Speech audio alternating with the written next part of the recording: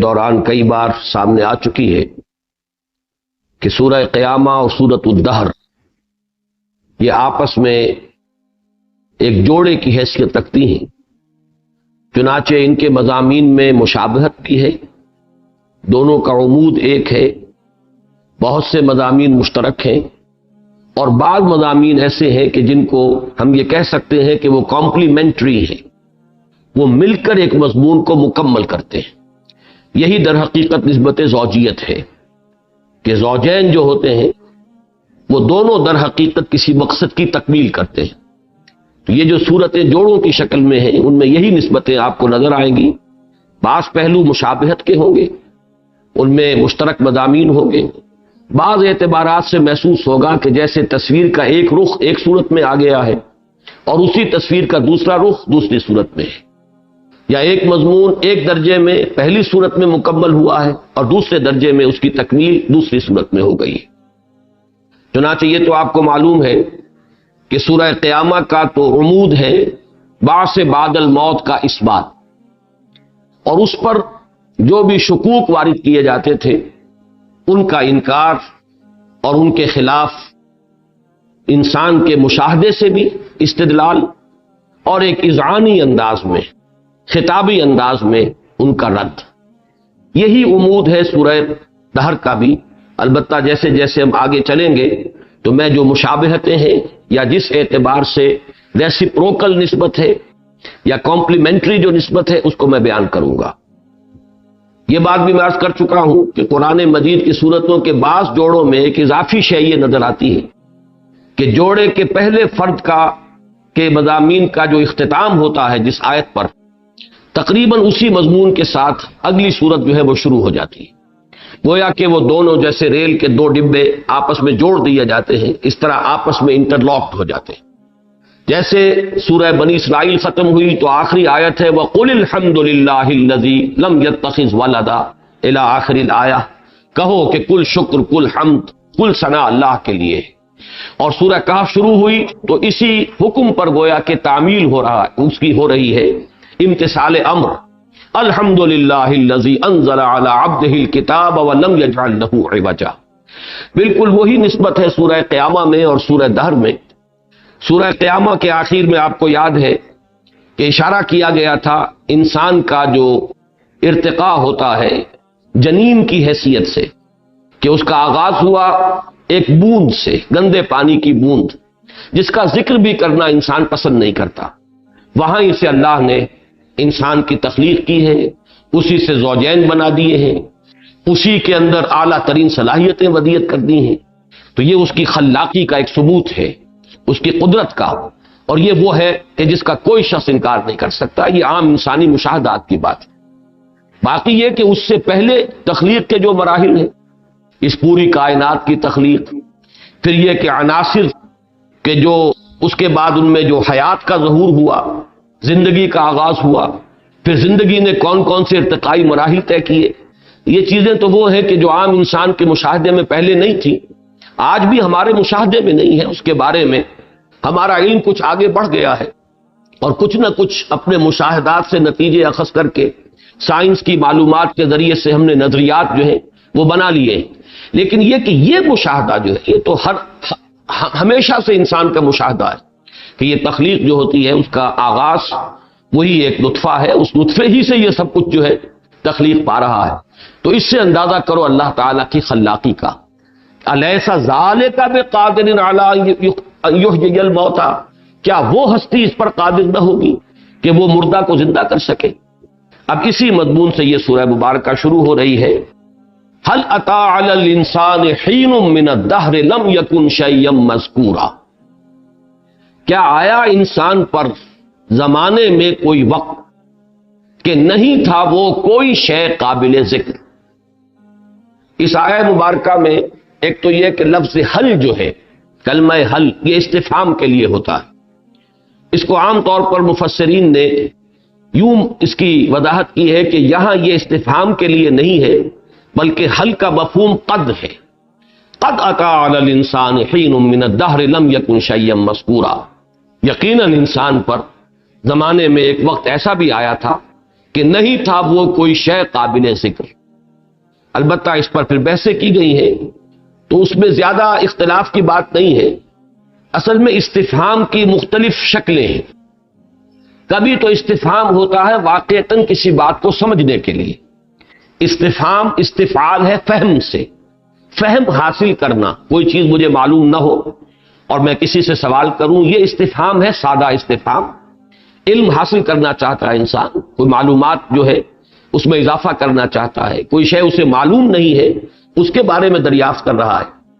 لیکن یہ استفہام جو ہے مختلف اور مقاصد کے لیے بھی بڑی بلاغت اور فصاحت کے ساتھ استعمال ہوتا ہے۔ اس کو استفہام تقریری بھی کہتے ہیں۔ پھر ایک شکل ہے استفہام انکاری، اس میں اگرچہ شکل سوال کی ہوتی ہے لیکن در حقیقت کسی شے پر تاکید اور زور دینا مقصود ہے، وہ ہے استفہام تقریری۔ کیا تم نے کبھی کوئی اچھا کام کیا؟ اب اس کے اندر اگرچہ سوال ہے لیکن در حقیقت انکار کیا جا رہا، تم نے کبھی کوئی اچھا کام نہیں کیا۔ تو اسی طریقے سے کبھی ہوتا ہے کسی شے کی تاکید کے لیے، اسی کو کہا جاتا ہے استفہام تقریری۔ کیا میں نے تمہارے ساتھ کوئی بھلائی نہیں کی؟ اب یہاں پہ بظاہر تو استفہام ہے لیکن معنی کیا ہے؟ میں نے تمہارے ساتھ بہت بھلائی کی ہے۔ تو در حقیقت یہاں پر استفہام سوالیہ نہیں ہے بلکہ استفہام تقریری یا استفہام انکاری۔ تو یہاں پر ہے استفہام ہی، لیکن چونکہ اس کا جو مفہوم بنا ہے استفہام تقریری کی وجہ سے، وہ ایک بات کو مؤکد کرنا، اس کے لیے تاکید، اس لیے مفسرین نے یہ کہا کہ یہاں حل بمانی قد ہے۔ حل اتی علی الانسان حین من الدہر، کیا آیا انسان پر کوئی وقت زمانے میں کہ نہیں تھا وہ کوئی شے، لم یکن شیئا مذکورا، کوئی شے قابل ذکر۔ دوسرا لفظ اس آیہ مبارکہ میں دہر کا ہے۔ اس پر کچھ تھوڑی سی بحث میں نے سورۃ العصر کے ضمن میں، مجھے میرا کتابچہ بھی شائع شدہ موجود ہے، راہ نجات سورۃ العصر کی روشنی میں، اس میں میں نے اجمالاً گفتگو کی ہے۔ آج ذرا مزید وضاحت سے سمجھ لیجئے کہ عام لفظ جو زمانے کا لفظ ہے، زمان عربی کا لفظ ہے، جمع اس کی ازمنہ، ازمنہ قدیمہ، ازمنہ وسطی، middle ages, the ancient ages, ازمنہ قدیمہ، مڈل ایجز، ازمنہ وسطی۔ لیکن عجیب بات ہے، یہ صرف ایک مشاہدے کے اعتبار سے عرض کر رہا ہوں، قرآن مجید نے اس لفظ کو قطعاً استعمال نہیں کیا، حالانکہ یہ بڑا عام لفظ ہے، کثرت کے ساتھ استعمال ہونے والا لفظ ہے، عربی زبان کا عام فہم لفظ ہے۔ قرآن مجید میں یہ لفظ بالکل نہیں آیا۔ وجہ اس کی کیا ہے، اس پر میں نے خود بھی ابھی غور نہیں کیا، ہو سکتا ہے کہ کبھی اس کے ضمن میں کوئی حقیقت سامنے آئے، لیکن یہ کہ فی الحال صرف ایک مشاہدے کے درجے میں یہ بات نوٹ کر لیجئے کہ یہ لفظ زمانہ، زمان یا اس کی جمع ازمنہ یا اس سے کوئی مشتق لفظ بھی، اس سے بنا ہوا کوئی لفظ بھی پورے قرآن میں نہیں۔ دوسرا لفظ کہ جو عام طور پر استعمال ہوتا ہے وہ وقت ہے۔ وقت کا لفظ قرآن مجید میں اور اس کے جو مختلف مشتقات ہیں وہ آئے ہیں، 13 جگہ پر اس کا استعمال ہے۔ لیکن یہ جو دو لفظ ہے دہر اور عصر، عصر کے لفظ کے بھی 5 مشتقات استعمال ہوئے ہیں قرآن مجید میں، لیکن عصر بمانے زمانہ صرف ایک ہی مرتبہ آیا ہے سورۃ العصر میں، والعصر ان الانسان لفی خسر۔ دہر کا لفظ قرآن مجید میں 2 جگہ آیا ہے، ایک سورہ جاسیہ میں، وَقَالُوا مَا هِيَ إِلَّا حَيَاتُنَا الدُّنْيَا نَمُوتُ وَنَحْيَا وَمَا يُهْلِكُنَا إِلَّا الدَّهْرُ، اور دوسرا یہ هَلْ أَتَىٰ عَلَى الْإِنسَانِ حِينٌ مِّنَ الدَّهْرِ لَمْ يَكُنْ شَيْئًا مَّذْكُورًا۔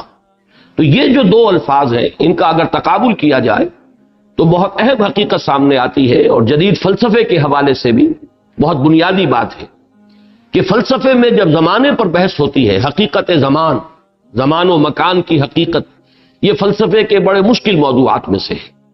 زمان اور مکان کو آج کا جو تصور ہے، جب سے یہ نظریہ اضافت جو ہے اس کا یوں سمجھیے کہ زمانہ شروع ہوا ہے، دور شروع ہوا ہے، تو اب یہ سمجھا جا رہا ہے کہ زمان بھی در حقیقت مکان ہی کی ایک 4th ڈائمنشن ہے۔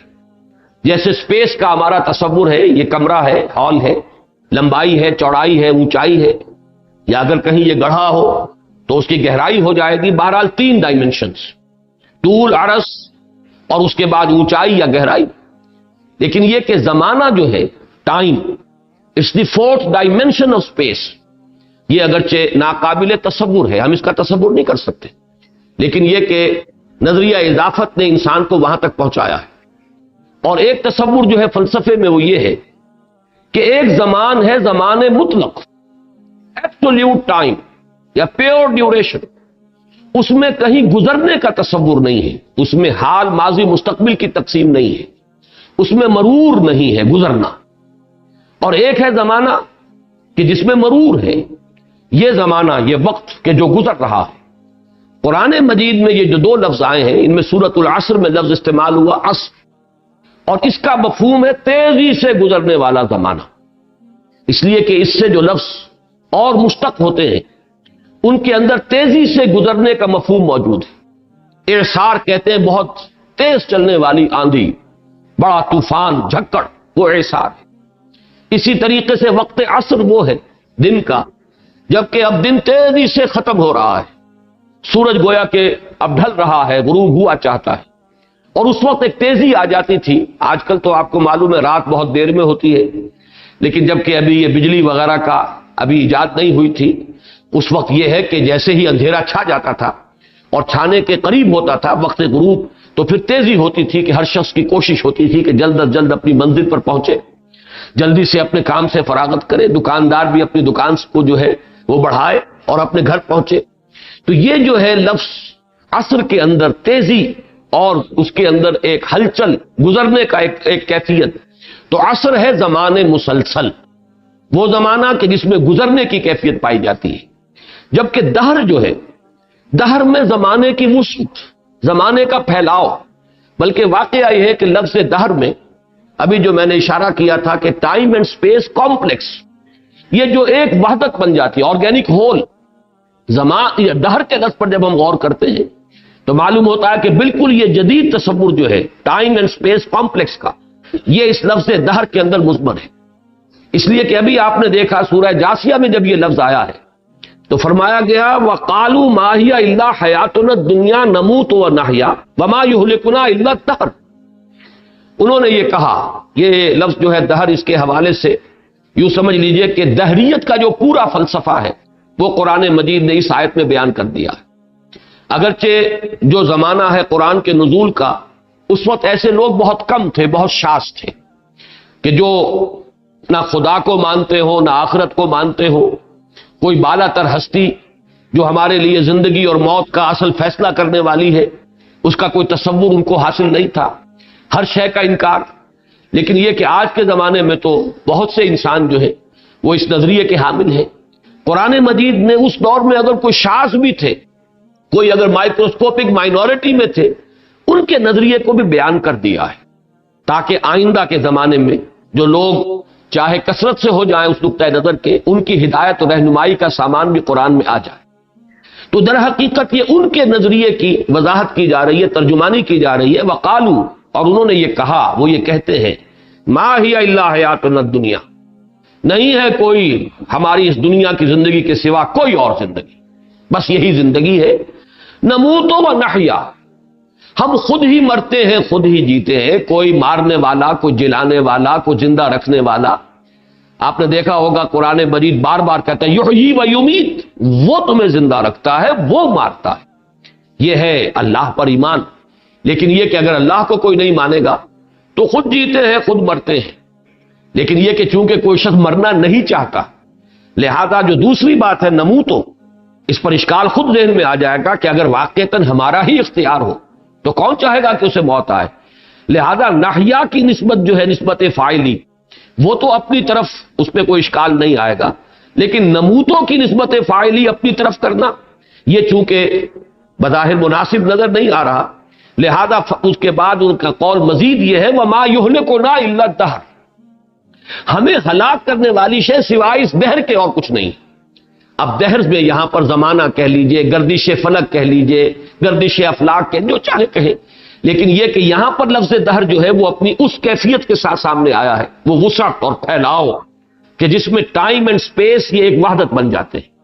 البتہ یہ کہ جب یہاں لفظ آیا ہے، یہاں چونکہ خالص اس کے زمانے کی طرف اشارہ ہے، اس کا جو ٹائم ایلیمنٹ ہے اس کی طرف اشارہ ہے، حل اتی علی الانسان حین من الدہر، تو یہاں لفظ حین کا اضافہ کیا گیا۔ اس دہر میں اصلاح متناہی، یہ سلسلہ جو ہے کون و مکان کا، اس میں کیا انسان پر کوئی ایسا وقت بھی آیا تھا کہ نہیں تھا وہ کوئی شے قابل ذکر؟ تو یہاں دہر میں ہین کا اضافہ کر کے وہ مفہوم پیدا کیا گیا، جبکہ سورۃ العصر میں لفظ عصر، چونکہ وہاں پہ تو در حقیقت زمانے کی تیز روی ہی کی طرف اشارہ مقصود ہے، لہذا کسی اضافی لفظ کی ضرورت نہیں۔ یہ زمانہ تیزی سے گزر رہا ہے، تمہاری مہلت عمر جو ہے وہ تیزی سے ختم ہو رہی ہے، تمہاری عمر جو ہے برف کے مانند پگھلی جا رہی ہے۔ غافل تجھے گھڑیال یہ دیتا ہے منادی، گردوں نے گھڑی عمر کی ایک اور گھٹا دی۔ تو چونکہ وہاں یہ تصور تھا لہذا لفظ عصر آیا۔ یہاں وہ زمانے کا پھیلاؤ اور ایک لامتناہی سلسلہ، اس میں انسان کے حقیر ہونے کو در حقیقت ایک تو اس پہلو سے جو واضح کیا گیا، الم یکن نطفۃ من منی یمنی، اس کا آغاز کتنا حقیر ہے، لیکن اسی حقارت اور اس کے چھوٹے ہونے کا تصور ایک اور اعتبار سے آیا ہے۔ اس زمانے اور ٹائم اینڈ سپیس کی وسعت کا اندازہ کرو اور پھر سوچو کہ وہ نطفہ جو ہے وہ تو بالکل معدوم کے درجے کی شے ہے کہ اس کی کوئی حقیقت ہی نہیں، کوئی حیثیت ہی نہیں۔ ہمارے اپنے جو پیمانے ہیں اس وقت عرض اور طول کے، اس میں تو پھر بھی شاید نطفہ جو ہے وہ کوئی ریشو پروپورشن کو اس کی قائم ہو جائے، لیکن اس دہر کی وسعت، لامتناہی وقت اور لامتناہی یہ جو کاسموس ہے، یہ جو کائنات ہے، اس میں انسان کا جو نقطۂ آغاز ہے وہ کس قدر حقیر ہے، کتنا چھوٹا ہے، کتنا ناقابل ذکر ہے۔ یہ ہے در حقیقت کہ جس میں اس لفظ دہر میں اشارہ کیا گیا، هل اتى على الانسان حين من الدهر، کیا آیا تھا انسان پر اس زمانے کی وسعت میں ایک ایسا وقت بھی، لم یکن شیئا مذکورا، جبکہ نہیں تھا وہ کوئی شے قابل ذکر۔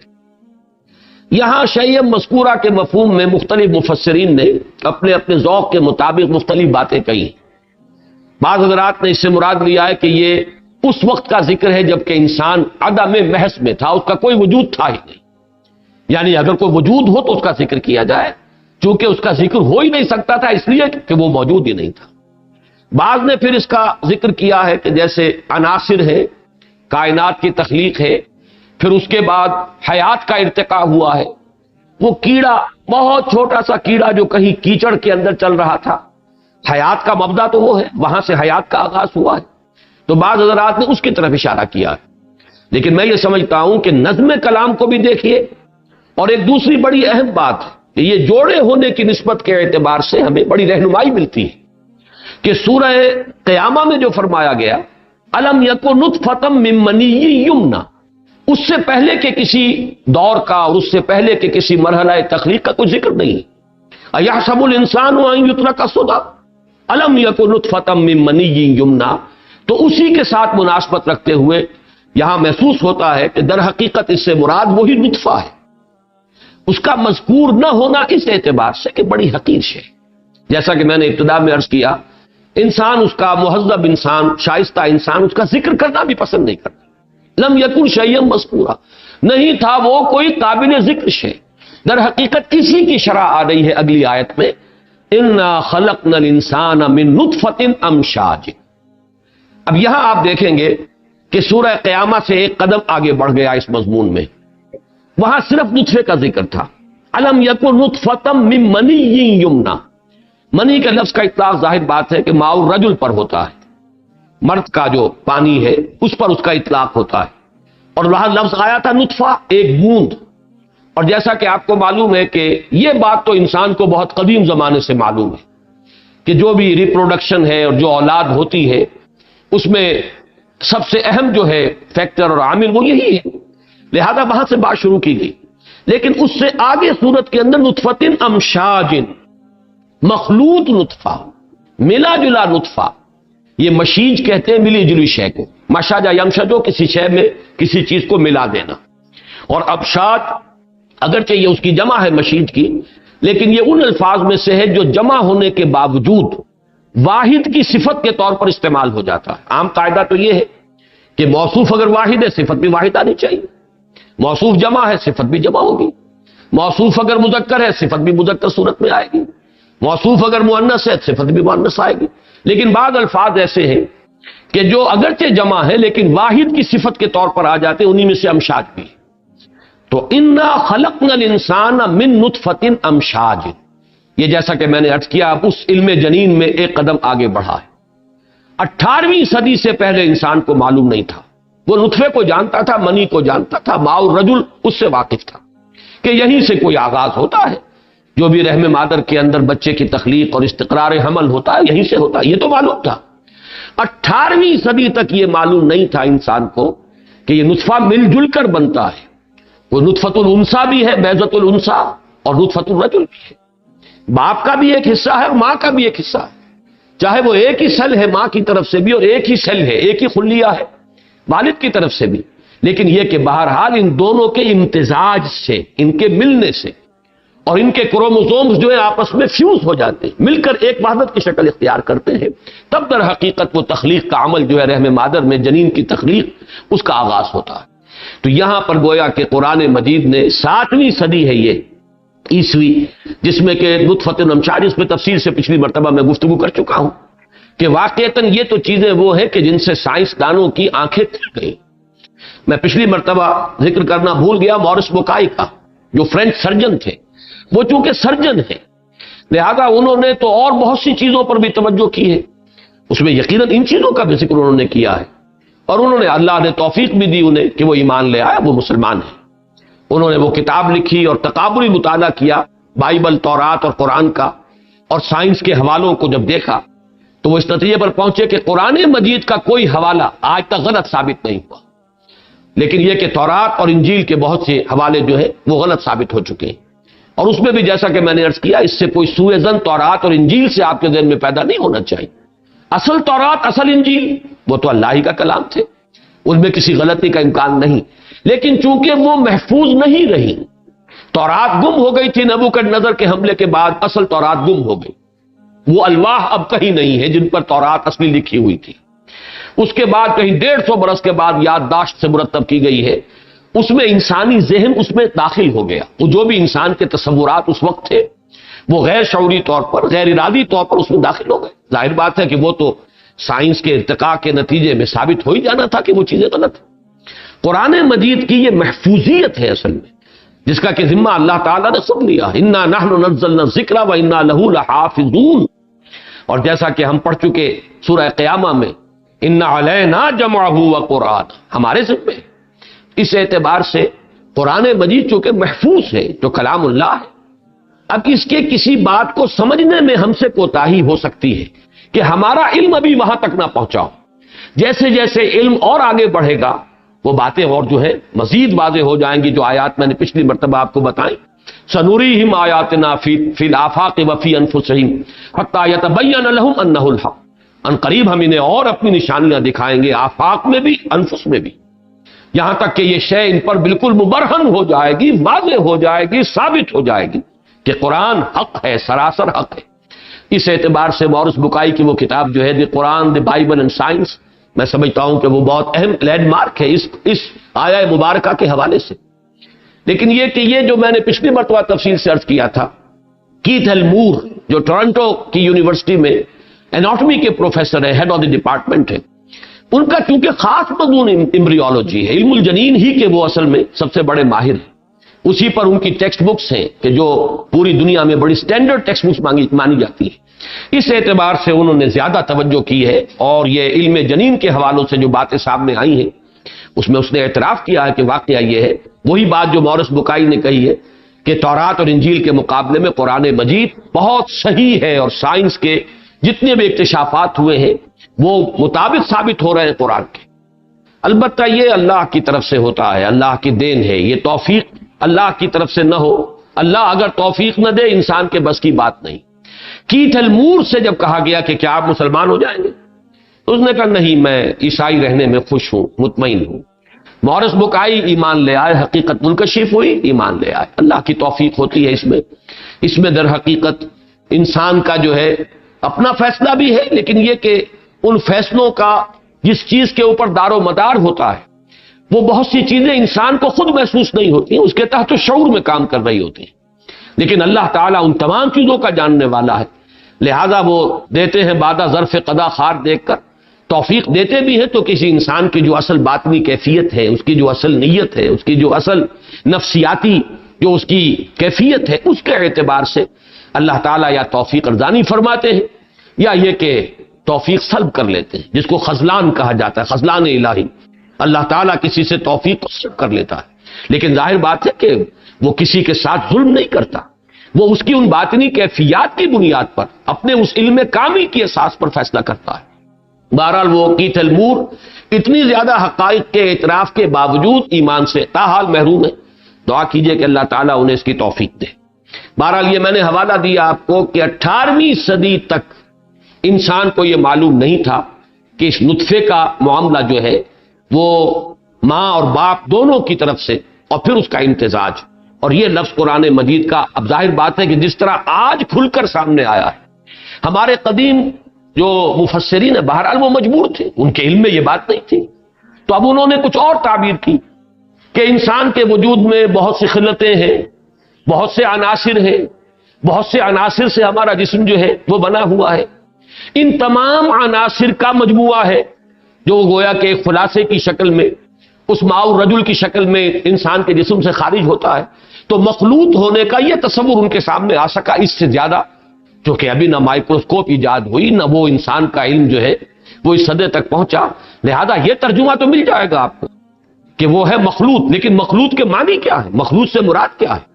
اب جو حقیقت واضح ہوئی ہے جبکہ علم جنین اور مائکروسکوپ کی ایجاد کا دور آج آ گیا اور علم جنین جو ہے اس کی روشنی میں ترقی کر رہا ہے، تو اب یہ حقیقت کھلی کہ انا خلقنا الانسان من نطفۃ امشاج سے مراد ماں اور باپ دونوں کی طرف سے ایک ایک خلیہ ہے کہ جو مل کر پھر اس ایک خلیے کی شکل اختیار کرتے ہیں کہ جس سے انسان کی پھر تخلیق شروع ہوتی ہے۔ انا خلقنا الانسان من نطفۃ امشاج نبتلیہ، نبتلی ہے یہ لفظ سمجھ لیجئے بلا یبلو، آزمانا، پرکھنا، جانچنا، اور یہ لفظ بہت اہم ہے اس لیے کہ یہ جو آخری گروپ شروع ہوا ہے قرآن مجید کی سورتوں کا 29ویں پارے میں سورۃ الملک، وہیں سے یہ آخری گروپ شروع ہوا ہے، اور اس سورہ مبارکہ کے آغاز میں یہ بہت اہم مضمون آیا ہے کہ ہم نے خلقنا الموت والحیات لیبلوکم ایکم، خلق الموت والحیات لیبلوکم ایکم احسن عملا۔ اللہ نے موت اور حیات کا یہ سلسلہ اس لیے تخلیق فرمایا تاکہ تمہیں جانچے، پرکھے، آزمائے۔ ویسے یہ لفظ بہت مرتبہ قرآن میں آیا ہے، چنانچہ انسان کو مختلف جو مراحل پر امتحانات درپیش ہوتے ہیں وہ آپ کو معلوم ہے کہ بار بار قرآن مجید میں ذکر ہے، خاص طور پہ سورہ آل عمران میں ہم نے تمہیں جانچا ہے، پرکھا ہے، آزمایا ہے۔ یہ آزمائشیں آتی ہیں، ان کی اپنی حکمت ہے۔ آزمائش نہ ہو تو کیسے معلوم ہو کھوٹے اور کھرے کی تمیز کیسے ہوگی؟ کیسے معلوم ہوگا کون سچا مومن ہے اور کون جھوٹا ہے اور منافق ہے؟ دعوی ایمان میں در حقیقت وہ صادق نہیں۔ تو یہ جو ابتلا ہے، بلا یبلو، اور پھر یہ کہ باب افتعال سے ابتلا، یبتلی، معنی کے اعتبار سے کوئی فرق نہیں، آزمانا، جانچنا، پرکھنا، اس سے یہ لفظ بنا ہے نبتلی، اور اس کا مفہوم اکثر مفسرین نے یہی لیا ہے اور وہی میرے نزدیک صحیح ہے کہ یہاں پہ لام محذوف ہے، لنبتلی، تاکہ ہم اسے جانچیں پرکھیں۔ یہ تخلیق جو ہوئی ہے یہ اس لیے ہوئی ہے، اس حیات دنیاوی کا مقصد کیا ہے؟ اصل میں یہ جو جسد انسانی ہے یہ اس حیات دنیاوی میں ہمیں ملا ہے، اس سے پہلے بھی ہمارا وجود تھا، وہ عالم ارواح میں تھا، جبکہ ہمیں تمام انسانوں کو جنود مجندہ، لشکروں کی صورت میں تمام انسان کی ارواح تھی، اور ہم اپنے رب کے حضور میں کھڑے تھے اور ہم سے ایک عہد لیا گیا تھا، الستو بربکم قالوا بلا۔ اس کے بعد ہم پر ایک نیند طاری کر دی گئی، وہ پہلی موت ہے جو ہم گزار آئے ہیں۔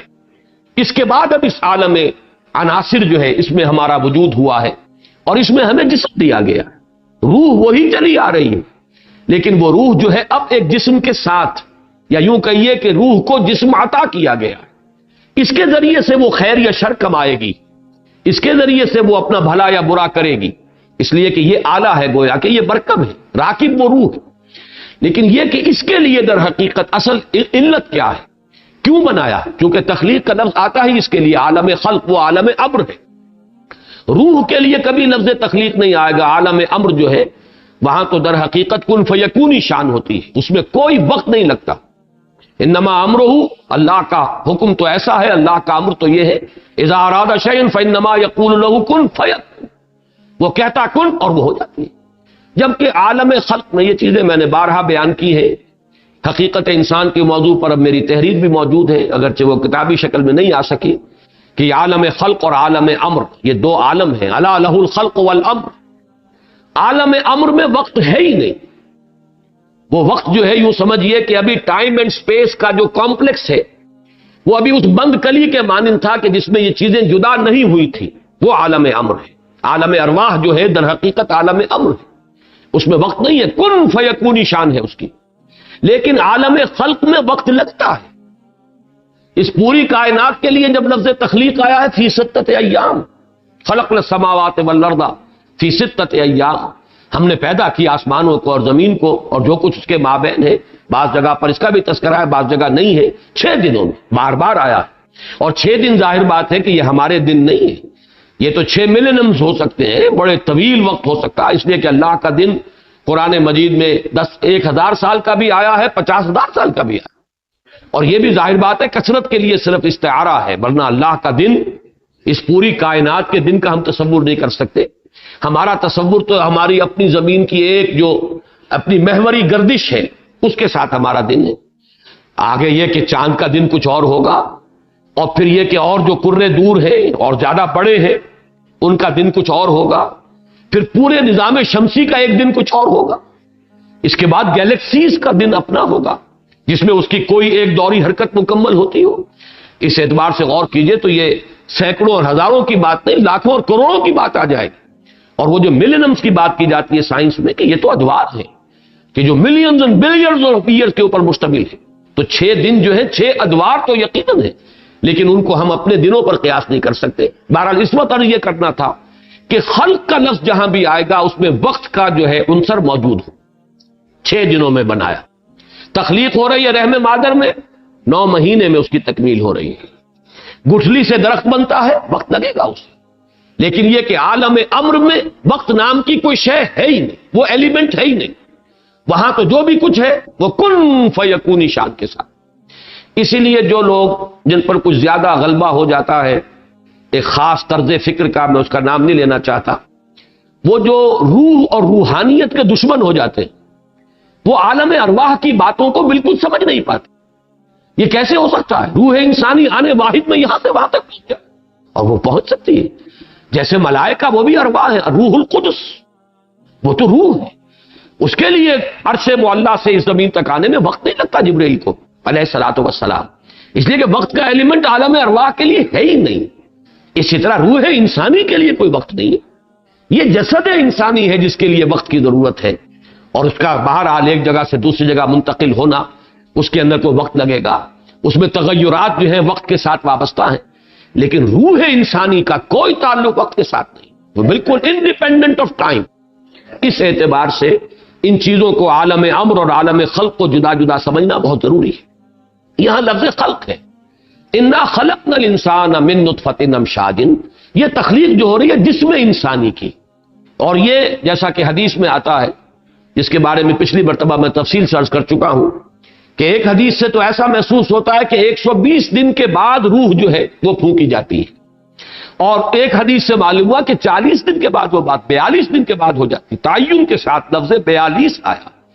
بہرحال وہ اپنی جگہ پر ایک موضوع ہے جس پر اس وقت مجھے گفتگو نہیں کرنی ہے. لیکن معلوم یہ ہوا کہ نطفہ، پھر اس کے بعد بیضۃ الانثی، ان دونوں کا ملنا، نطفۃ الرجل بیضۃ الانثی، ان کے امتزاج سے نطفہ امشاج، پھر وہ علقہ. ان میں روح نہیں ہے، یہ صرف جسم اور جسمانیت کا اور مادی ایک وجود ہے. وہ روح تو پھر جب اللہ کی طرف سے فرشتہ آئے گا پھر اس کی جو روح ہے وہ کولڈ سٹوریج جو ہے جس میں وہ ازل سے محفوظ رکھی گئی ہے، وہ روح پھر لا کر اس کے ساتھ شامل کی جاتی ہے. تو یہاں در حقیقت اس عالم خلق کا ذکر ہے. اور سورہ مومنون میں بہت سے حضرات کو یاد ہوگا کہ اس کی جو وہ آیات آئی ہیں اس میں جو اشارہ ہے ثم انشأناه خلقا آخر فتبارک اللہ احسن الخالقین لقد خلقنا الانسان من سلالۃ من طین. ہم نے انسان کی تخلیق کی ہے، یعنی جسد انسانی کی تخلیق. یہ اس کا جسد مادی ہے جس کی تخلیق ہو رہی ہے، مادے سے ہو رہی ہے. وہ مادہ کیا ہے؟ گارا ہے، مٹی پانی کے اندر جس کو کہ ملا کر گارا بنا دیا گیا. ثم جعلناہ نطفۃ فی قرار مکین. اب ثم جو ہے تراخی کے لیے آتا ہے، اور تراخی اس کے اندر طویل ہوگا، ایک وقفہ جو ہے وہ بڑے وقفے کے لیے ثم آئے گا. پھر ہم نے اسے ایک نطفے کی شکل دے دی، ایک بڑی ہی محفوظ جگہ پر، قرار مکین، رحم مادر، اس کے اندر ہم نے اس کو ٹھکانہ دیا. ثم خلقنا النطفة علقة فخلقنا العلقة مضغة فخلقنا المضغة عظاما فكسونا العظام لحما ثم انشأناه خلقا آخر. یہ آیت بڑی اہم ہے. اس میں ثم اور فا کا جو استعمال ہوا ہے وہ بڑے مفہوم، یعنی جداگانہ مفہوم کے اندر، وہ ثم کے ساتھ بڑے طویل ادوار ہیں، اور اندر جو کچھ ہو رہا رحم مادر میں وہ 120 دن میں یا 42 دن میں، اس کے مراحل میں ثم کا لفظ نہیں آیا، فا آیا. فخلقنا ثم خلقنا النطفة علقة فخلقنا العلقة مضغة فخلقنا المضغة عظاما فخلقنا العظام لحما. لیکن اب جو لفظ آیا پھر ثم آ گیا، ثم انشأناه خلقا آخر، پھر ہم نے اسے اٹھایا ایک اور ہی تخلیق پر. یہ ایک اور تخلیق وہ ہے کہ جب کہ روح شامل کر دی گئی، اب وہ صرف مادی وجود نہیں رہا، بلکہ اب وہ انسان کا وجود ہے جو دو اجزاء پر مشتمل ہے. ایک وہ مادی وجود، وجود حیوانی، اور ایک اس کا روحانی وجود، وہ روح ملکوتی کے جو اس میں فرشتے لا کر پھونکتی. انا خلقنا الانسان من نطفۃ امشاج نبتلیہ. تو جیسا کہ میں نے عرض کیا تھا کہ اکثر و بیشتر، بلکہ میرے علم کی حد تک سوائے مولانا اصلاحی صاحب کے کسی نے، جتنا بھی میں مطالعہ کر سکا ہوں، اس سے ہٹ کر رائے نہیں دی ہے. رائے یہی ہے کہ اس سے مراد ہے تاکہ ہم اسے جانچیں. یہ بدن ہم نے اس لیے دیا ہے.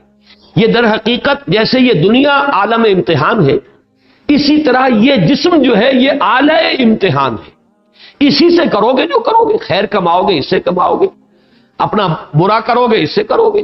یہی ہاتھ، یہی پاؤں، یہی زبان، یہی آنکھ، یہی کان، یہی ہے کہ جس سے یا نیکی کماؤ گے اور یا بدی کماؤ گے. خیر اور شر کا جو کمانے کا ہے آلہ وہ یہ ہے.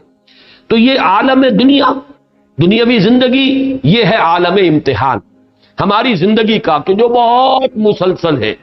وہ جو اقبال کا شعر ہے، بارہا میں نے کوٹ کیا ہے کہ تو اسے پیمانہ امروز و فردا سے نہ ناپ، جاویداں پہ ہم دماں ہر دم جمع ہے زندگی.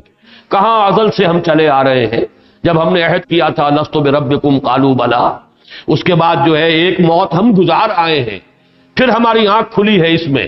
اے تازہ واردان بساط ہوائے دل، یہ جو عالم انصری ہے اس میں ہماری آنکھ کھلی ہے، اور ایک جسد کے ساتھ. پھر ایک موت کا وقفہ آ جائے گا. کتنا وقفہ ہوگا کیا معلوم، کتنی موت سے لے کر اور بعد سے بعد الموت کا کتنا وقفہ ہوگا. ایک وقفہ طویل ہم گزار آئے، وہ موت ایک پہلی موت، دوسری موت جو ہے آنے والی. اور یہ بات جو ہے قرآن مجید میں بعض جگہ پر تو اشاراتی انداز میں آئی ہے، لیکن ایک جگہ پر تو بڑی وضاحت کے ساتھ آئی کہ اہل جہنم یہ فریاد کریں گے، ربنا امتنا اثنتین واحییتنا اثنتین فاعترفنا بذنوبنا فہل الی خروج من سبیل. سورہ مومن کی آیت ہے. پروردگار تو نے ہمیں 2 مرتبہ مارا، 2 مرتبہ جلایا، تو اب بھی کوئی اور راستہ یہاں سے نکلنے کا ہے؟ کوئی اگلا دور بھی؟ جب 4-5 دور آ گئے تو ایک دور اور صحیح، پروردگار یہاں سے نکلنے کے لیے بھی کوئی راستہ ہے کہ نہیں؟ تو وہاں معلوم ہوا 2 مرتبہ اماتے کا عمل انسان پر ہوتا ہے، 2 مرتبہ احیاء کا عمل. اور زندگی کے یہ 3 ادوار بن جاتے ہیں. 2 موتیں جو ہیں درمیان میں وقفے کی شکل میں. پہلی موت عالم ارواح میں، پہلی زندگی عالم ارواح میں، دوسری زندگی اس عالم مادی میں، اس انصری عالم میں، اور تیسری زندگی اخروی زندگی. تو 3 زندگیاں ہیں جن کے درمیان موت ایک زندگی کا وقفہ ہے، یعنی آگے بڑھیں گے دم لے کر. تو یہ 2 وقفے اس میں آ گئے ہیں، ورنہ زندگی تو چلی آ رہی ہے ازل سے اور چلی جائے گی ابد تک. وہ ازل جو ہے وہ تو یقیناً ہمیشہ سے نہیں ہے، ایک وقت معین پر اللہ نے وہ کام کیا کہ ارواح انسانی کی تخلیق کی ہے. ہماری جو ہے ابتدا تو ہے ایک وقت سے، لیکن جیسا کہ آپ کو معلوم ہے کہ پھر جنت یا دوزخ، انہا لجنت ابدا او لنار ابدا، وہ تو پھر ابدی زندگی ہے. تو اسے پیمانہ امروز و فردا سے نہ ناپ، جاویداں پہم دماں ہر دم جمع ہے زندگی. اب اس میں جیسا کہ میں نے عرض کیا، یہ جو امتحانی وقفہ ہے یہ امتحان گاہ ہے دنیا، اور یہ اعلی امتحان ہے جو ہمیں دیا گیا ہے کہ اس کے ذریعے سے پروو یور ورتھ، ثابت کرو تم کس شے کے اہل ہو، کس چیز کے لائق ہو. خلق الموت والحیات لیبلوکم ایکم احسن عملا. وہاں وہ موت اور زندگی کے ادوار کی طرف تذکرہ کیا گیا. یہاں اس جسم جو اعلی امتحان ہے، انا خلقنا الانسان من نطفۃ امشاج نبتلیہ، تاکہ ہم اسے جانچیں. مولانا اصلاحی صاحب نے اس کا ایک مفہوم بیان کیا ہے تو وہ بھی اپنی جگہ پر بہت عمدہ، لیکن یہ کہ وہ اس فلسفہ جو ہے، فلسفہ موت و حیات، اس سے بات ہٹ جاتی ہے. ورنہ بات وہ بہت عمدہ بات ہے کہ جب کسی چیز کو انسان کوئی پرکھتا ہے تو ٹھوک بجا کر دیکھتا ہے، الٹ پلٹ کر ادھر سے ادھر سے صحیح ہے. تو اسی طریقے سے الٹنا پلٹنا جو ہے کسی شے کا، یہ بھی ابتلاء کے مفہوم میں داخل ہے. تو یہ جو مختلف طور ہوئے ہیں جو عالم اس جنین کے اندر، جو یہ رحم مادر میں، اس کو گویا کہ ہم الٹتے پلٹتے رہے. تمہیں نطفہ سے علقہ، علقہ سے مضغہ، مضغہ سے پھر ہڈیاں، ہڈیوں پر گوشت، یہ جو کچھ ہے اس کو کہا گیا ہے نبتلی. لیکن واقعہ یہ ہے کہ یہ بات چاہے اپنی جگہ پر ایک لطیف حقیقت کی حیثیت تو رکھتی ہے، لیکن یہ کہ جو مراد ہے یہاں پر اور قرآن مجید کے جو نظائر ہیں ان کے حوالے سے یہی ثابت ہوتا ہے کہ وہ ابتلاء جانچنے اور پرکھنے کے لیے، کہ یہ اصل میں ہماری زندگی کا مقصود، اس حیات دنیاوی کا جو مصرف ہے، جو مقصود ہے وہ یہ جانچنا پرکھنا یہ ہے، جس کو اقبال نے کہا ہے اسی نظم کے آخر میں کہ قلزم ہستی سے تو ابرا ہے مانند حباب، اس زیاں خانے میں تیرا امتحان ہے زندگی.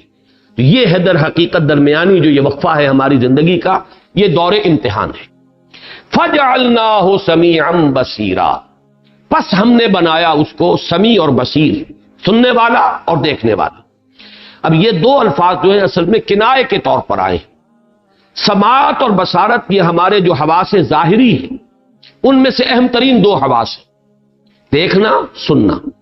انہی سے بقیہ جتنے بھی حواس ہیں، ویسے تو اور بھی ہیں، سونگھنا ہے، چکھنا ہے، چھونا ہے، یہ تمام اور بھی ہیں، لیکن یہ کہ یہ جو حواس ہیں انسان کے، ان سے معلومات انسان سینس ڈیٹا جسے کہا جاتا ہے وہ کلیکٹ کرتا ہے، اور اسی پر مبنی ہے سارا پروسیس جو ہے اس کا تعقل جسے ہم کہتے ہیں، عقل کا پروسیس اسی پر مبنی ہے.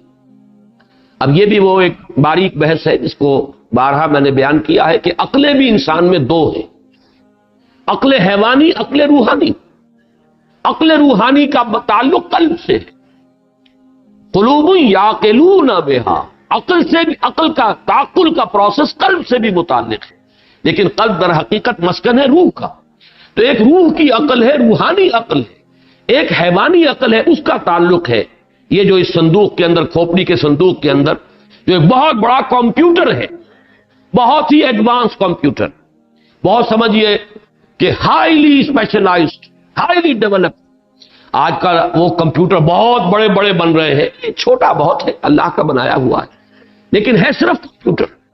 جیسے آپ کو معلوم ہے کہ کمپیوٹر میں جو کچھ آپ فیڈ کریں گے وہ اسی کو سٹور کر لے گا. البتہ یہ کہ کمپیوٹرز ایسے بھی ہیں جو نتیجہ نکالتے ہیں، پھر نتیجے نکال کے اس کو میموری بھی ہے ان کے اندر رکھ لیتے ہیں اپنے پاس، پھر کسی وقت وہ آپ کو درست کرتے ہیں. اگر آپ کو غلطی کر رہے ہیں تو کمپیوٹر کہے گا کہ کہیں جو آپ نے یہ لفظ جو سپیلنگ آپ نے کی ہے، کہیں آپ کے ذہن میں وہ جو لفظ ہے وہ تو نہیں ہے، اس کی سپیلنگ تو یہ ہے، یہ نہیں ہے جو آپ کر رہے ہیں، ٹائپ کر رہے ہیں. تو اس طریقے سے یہ در حقیقت انسان کا جو دماغ ہے، جس کو میں کہہ رہا ہوں عقل حیوانی، یہ بھی ایک کمپیوٹر ہے. جس طرح کمپیوٹر چاہے کتنا ہی بڑا ہو جائے، کتنا ہی سوفسٹیکیٹڈ ہو جائے، کتنا ہی آگے بڑھ جائے، دار و مدار ہوگا اس کا اس پر کہ جو اس میں فیڈ کیا گیا. اس سے آگے جو ہے اس کے آگے وہ نہیں جا سکتا. اس فیڈنگ کی بنیاد پر جو ڈیٹا اسے فیڈ کر دیا گیا اس کو پروسیس کر لے گا، اس میں نتیجے نکال لے گا، اس میں جو ہے استنباط اور استنتاج کا معاملہ جو ہے استدلال کرتے ہوئے آگے بڑھے گا. بالکل اسی طرح عقل حیوانی جو ہے اس کا تعلق صرف انسان کے حواس سے ظاہر جو کچھ معلومات ملتی ہے ان کو جمع کرنا، سارٹ آؤٹ کرنا، نتیجہ نکالنا. ایک آدمی نے دیکھا کہ دھواں نظر آ رہا ہے، دیکھا دھواں ہے، کہتا ہے آگ لگی، حالانکہ آگ اس نے دیکھی نہیں، لیکن اس کے دماغ کے کمپیوٹر میں پہلے سے یہ چیز موجود ہے کہ جہاں دھواں ہوتا ہے آگ ہوتی ہے، جہاں آگ لگتی ہے دھواں ہوتا ہے. یہ لازم و ملزوم ہے. تو اگرچہ میں نے دیکھا دھواں ہے لیکن فیصلہ یہ کیا کہ آگ لگی ہوئی، اس لیے کہ یہ معلومات میرے اس دماغ کے کمپیوٹر کے اندر پہلے سے فیڈ کی ہوئی ہیں. تو یوں سمجھیے کہ انسان کا جو علم ہے، علم انسانی، یا یوں کہیے زیادہ ٹو بی مور ایکوریٹ، علم حیوانی. حیوان کا بھی جو کمپیوٹر ہے وہ معمولی شے نہیں ہے. معمولی سے کیڑے کے اندر بھی وہ عقل حیوانی موجود ہے. اس کے عقل میں اور ہماری عقل حیوانی میں فرق صرف ہوگا کمیت کا، کوالٹی کا فرق نہیں ہے، کوانٹٹی کا فرق ہے. میں نے پہلے بھی مثال دی ہے کبھی، اس لیے کہ یہ بڑی چھوٹی چھوٹی آبزرویشنز ہوتی ہیں لیکن ان سے انسان بڑے